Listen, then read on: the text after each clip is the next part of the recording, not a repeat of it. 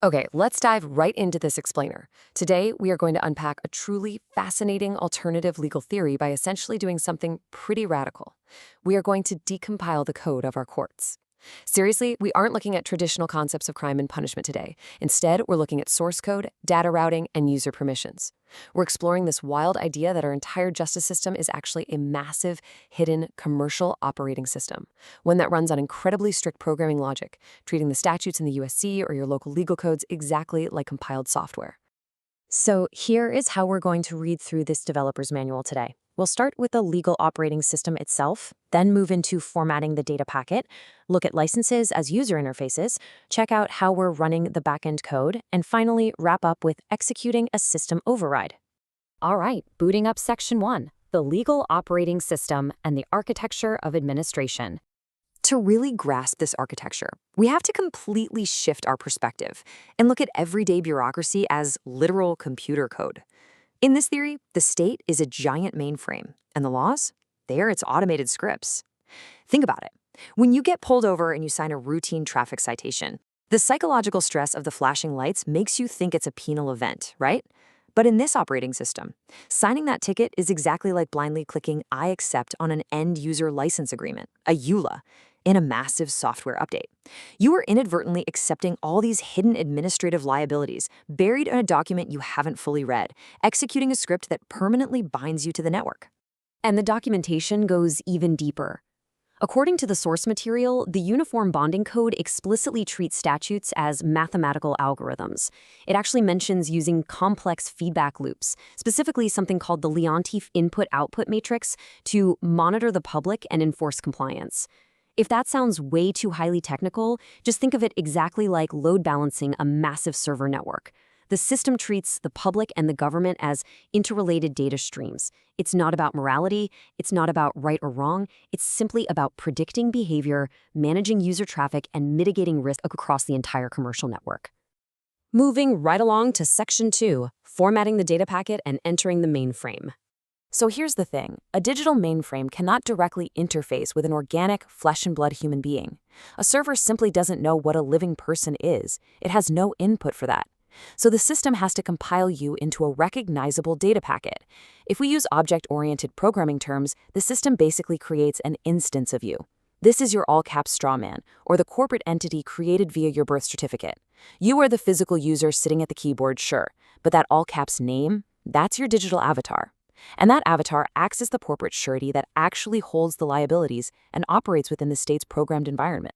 Once your organic identity is compiled into that very specific text formatting, it gets routed into designated databases. The sanctions record, tax records, court records, you name it. Imagine walking into the DMV and interacting with a really clunky legacy codebase from the 90s. That is essentially what is happening here. Just like a massive legacy SQL database, the system uses this exact naming convention to classify and command your digital avatar across all of its departments. The ink on your paperwork isn't some kind of legal magic, it's just the network's programmed consensus executing a command on your specific data packet. Which brings us to Section 3, licenses as user interfaces, or how you request API access. If your formatted name is the data packet, how do you actually log into society? Well, take a look at the Administrative Procedure Act of 1946.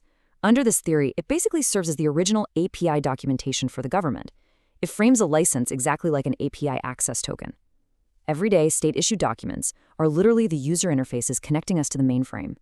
There are very specific, revocable permissions granted by system administrators so you can operate on their servers. Without that API key, your requests to operate a business, build a house, or drive within their commercial environment are automatically denied by the server. Let's think back to that traffic stop interface event. Under this theory, you aren't just handing a police officer a piece of plastic. You are utilizing your license as a recognition bond. Since you obviously aren't paying cash on the side of the road, you are legally pledging your API access token, your state-granted driving privilege, as commercial collateral. You're literally putting your user permissions in escrow to guarantee that you will log into the court's server at a future date. And this concept goes all the way down to the hardware itself, your car. The Uniform Bonding Code argues that citizens actually surrender the ultimate title of their vehicles, the manufacturer's statement of origin, to the state. To put it in IT terms, the state has root access, or full administrator rights to your vehicle. Because the state is the root owner, it inherently holds the ultimate corporate liability for it. Therefore, it mandates compulsory insurance as a required software patch, just to protect its own network from your potential user errors. All right, diving into Section 4, running the backend code and routing the data. Now that your interface is active, how does the data actually move through the system? The Uniform Commercial Code, or UCC, acts as the hidden backend routing infrastructure. You can think of it as the TCP/IP protocol of the legal system. That Georgia DDS-32 traffic citation isn't just a simple receipt, it's a highly structured data packet. Your violator copy is just the front-end UI that you get to see, but the court copy, that contains hidden routing fields, ledger codes, and disposition parameters that are compiling for the back-end ledger to securitize the entire interaction. So instead of dealing in moral rights and wrongs, this framework operates entirely on UCC Article 8, the Law of Investment Securities. Here, the court clerk isn't some judge of character in a justice system. They are defined as a securities intermediary.